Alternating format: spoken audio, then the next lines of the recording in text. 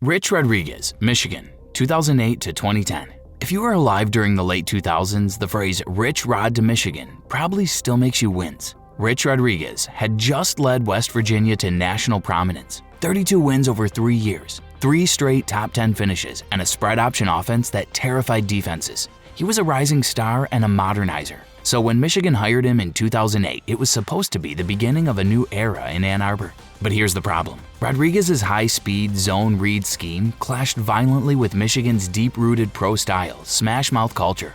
And worse, he didn't adapt to what he inherited. He benched the wrong quarterbacks, ran off linemen who didn't fit his system, and tried to build a spread machine with personnel designed for Lloyd Carr football. Before his arrival, Michigan had gone 9-4 in Carr's final year. In Rich Rod's first season, 3-9, the worst in school history at the time. He followed that up with 5-7 and then 7-6, with their defenses ranking near the bottom of the country every year. By 2010, the fan base had turned, the administration turned, and Rich Rod was out. The spread would eventually succeed at Michigan, just not with him. He left behind a divided locker room, created gaps, and 3 years of what-ifs. After he left, Michigan hired Brady Hoke, patched up the culture, and surged to an 11-2 season with many of Rich Rod's offensive recruits. But it would seem that it might have been the right idea, but the wrong execution. Mike Price, Alabama, 2003. Sometimes a hire crashes and burns before it ever gets started. That's exactly what happened with Mike Price at Alabama. Price was a seasoned coach with over a decade of success at Washington State, where he'd led the Cougars to 2 Rose Bowl appearances, a nearly impossible feat in Pullman. When Alabama hired him in December 2002, it was a bold swing. The Tide were looking to rebound from the short-lived Dennis Franchione era and show the NCAA they still had pull. But before Mike Price ever coached a game, his tenure was over. In the spring of 2003, he made national headlines for a scandal in Pensacola, Florida. Reports of excessive drinking and a night at a strip club where the now infamous phrase, "It's rollin', baby," was born. A hotel room bill later revealed a woman had ordered hundreds of dollars worth of room service to his tab. Alabama, already under NCAA sanctions, couldn't take the PR hit. Price was fired just months into the job, with 0 practices, 0 games, and 1 unforgettable tabloid headline. The Tide would go on to hire Mike Shula, who struggled. It wasn't until Nick Saban arrived in 2007 that Alabama fully recovered. As for Price, he returned to UTEP and quietly rebuilt his image. But the damage was done. Willie Tagart, Florida State, 2018 to 2019. The Willie Tagart era at Florida State might go down as the most abrupt fall from grace for a historic program. Tagart had rebuilt Western Kentucky, then made USF a winner, and parlayed that into a 1-year stint at Oregon in 2017. There, he went 7-5 and quickly became one of the hottest names in coaching circles.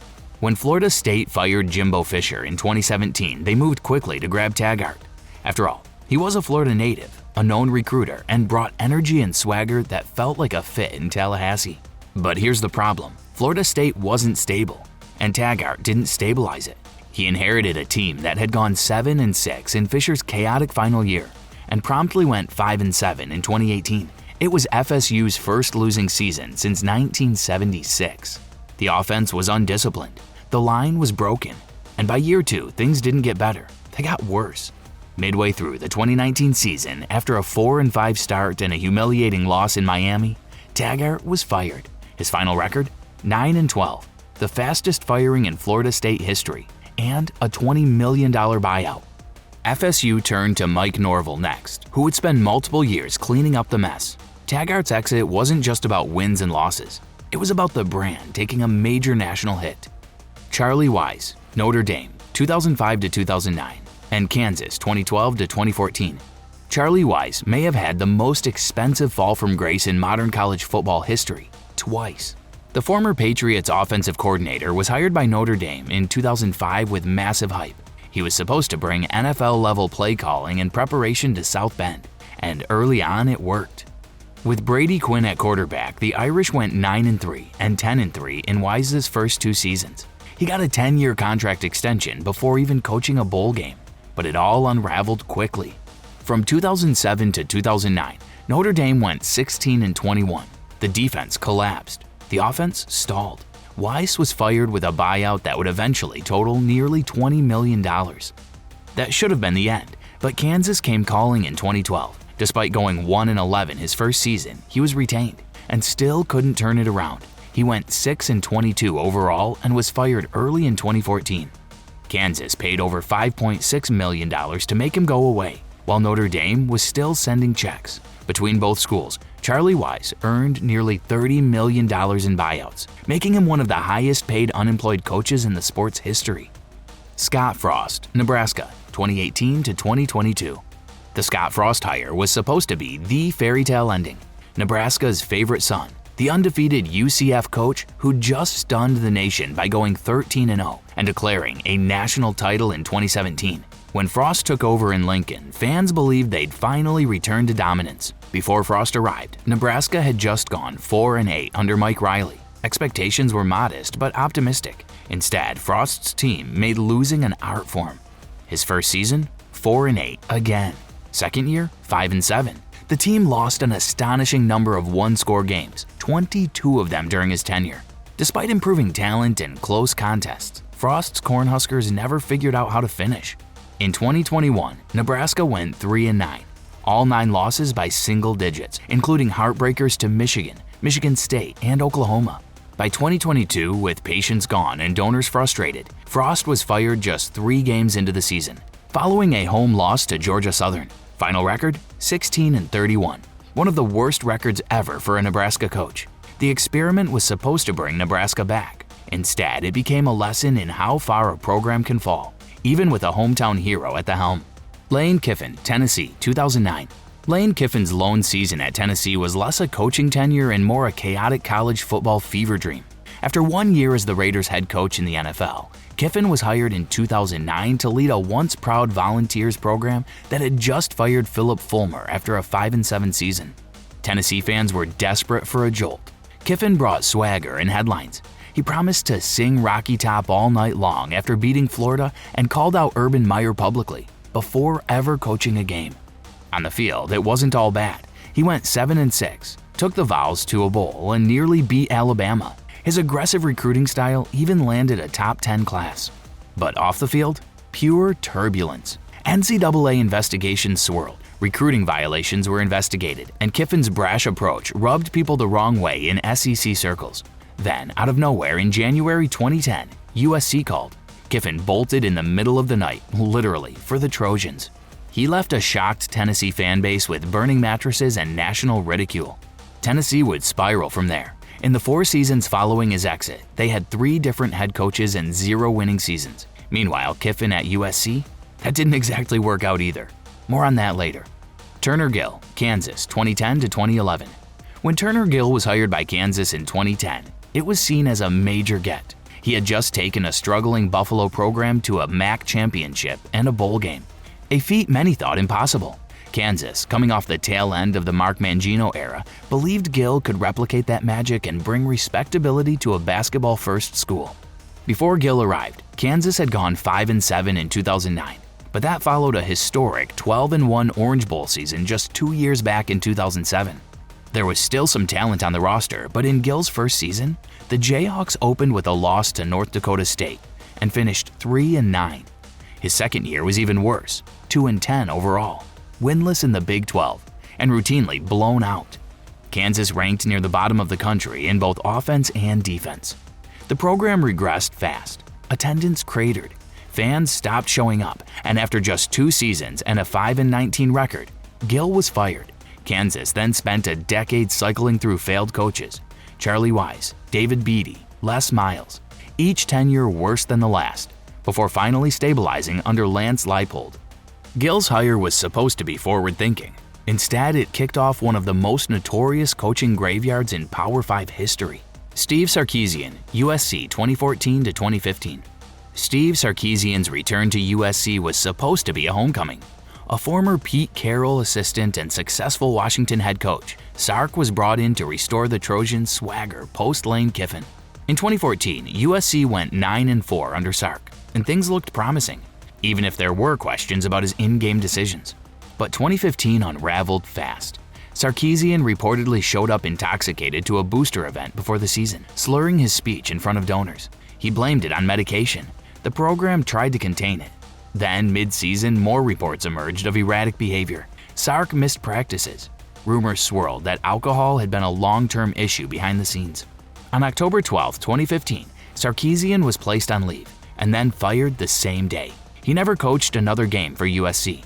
Offensive coordinator Clay Helton took over and steadied the ship, but Sark's fall was dramatic and public. Before his arrival, USC had been looking for stability after the NCAA sanctions and Kiffin era. During Sark's short tenure, they hovered around 500 in conference and couldn't take the next step. After his departure, the program remained in a fog for years. It still hasn't returned to the glory days of that Carroll era. Greg Robinson, Syracuse, 2005 to 2008. If you're wondering how a proud program like Syracuse football could hit rock bottom in the 2000s, just look at the Greg Robinson era. Hired in 2005, Robinson came in with a strong resume as a defensive coordinator. 2 Super Bowl rings with the Denver Broncos and recent stints at Texas and Michigan. On paper, he brought credibility. In practice, he brought disaster. Before Robinson arrived, Syracuse wasn't exactly a juggernaut, but they had been competitive. Under Paul Pasqualoni, the Orange went to 9 bowl games in 14 seasons, including Big East titles and Donovan McNabb's electric run in the late 90s.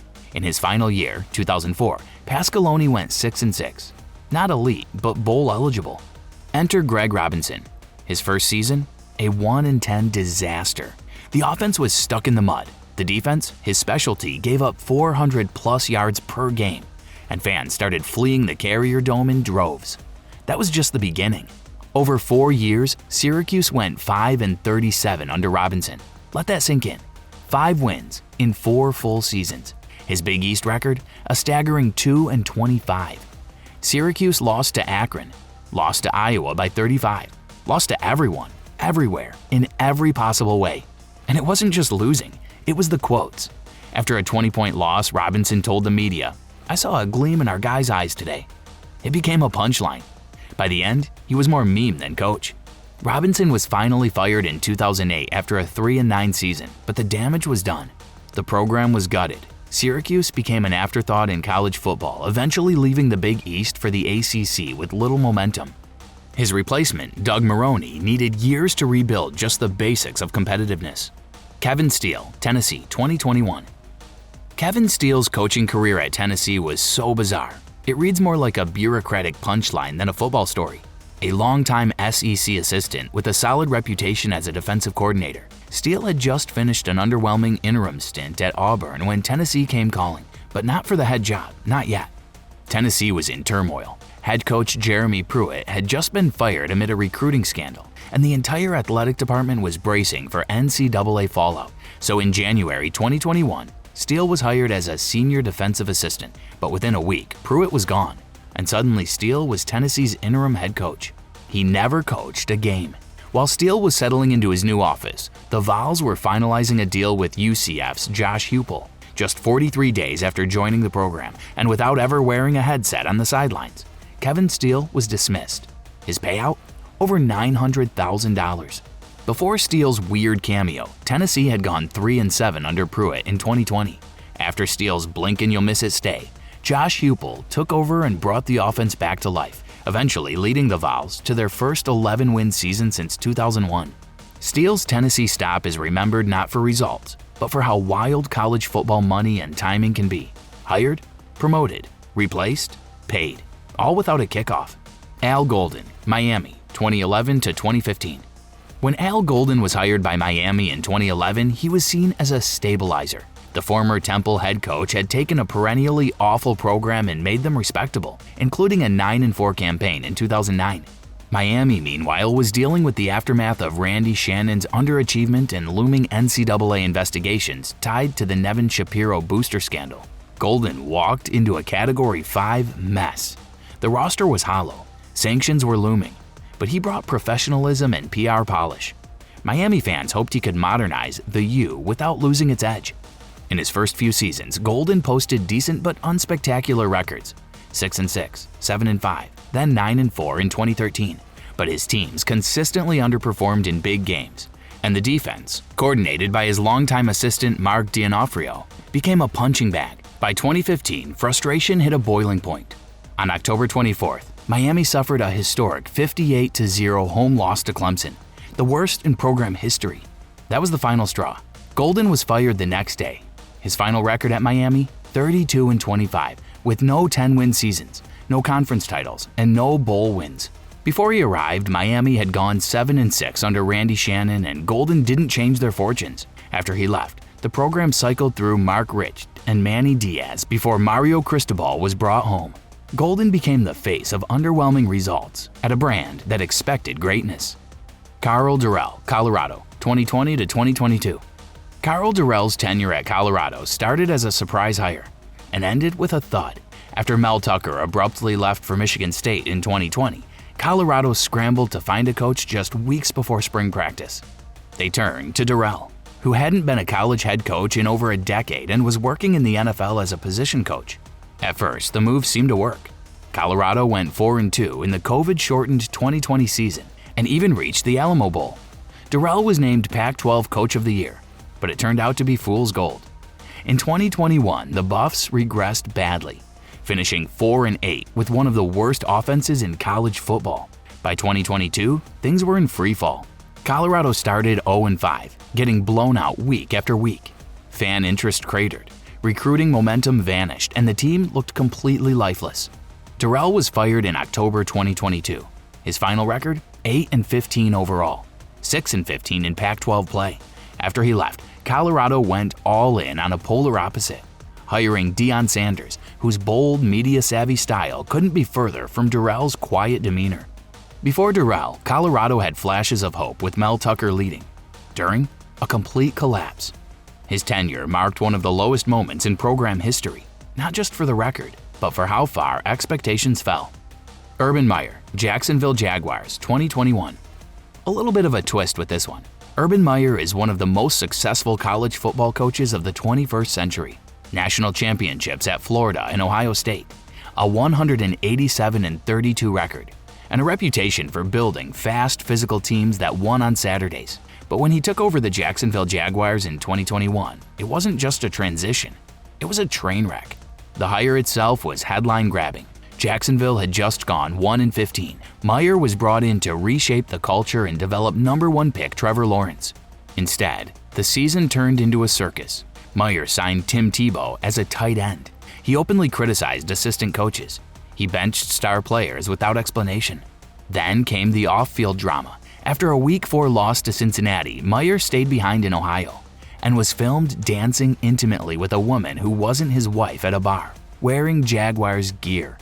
The video went viral.